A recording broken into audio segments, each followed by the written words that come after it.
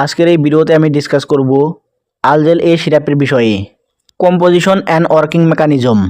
Number 1, মাগালড্রেট।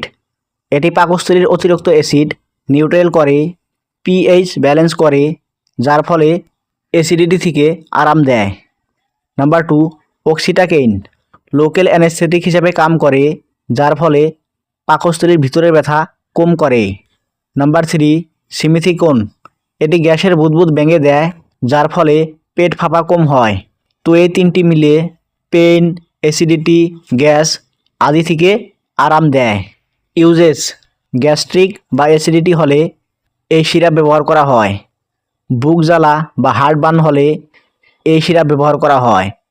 পেট ব্যথা, বিশেষ করে অ্যাসিডিটির কারণে পেট ব্যথা হলে এই সিরাপ ব্যবহার করে পেট ব্যথা থেকে আরাম পাওয়া যায়।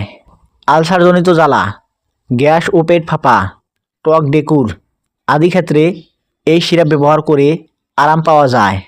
অ্যাডাল্ট ডোজ: অ্যাডাল্ট ব্যক্তিদের ক্ষেত্রে 10 ml করে দিনে একবার বা দুবার দিতে হয়। এই সিরাপটি সাধারণত খাবার খাওয়ার 15 থেকে 20 মিনিট আগে খেতে হয়। সতর্কতা: দীর্ঘদিন ব্যবহার করা নিষেধ।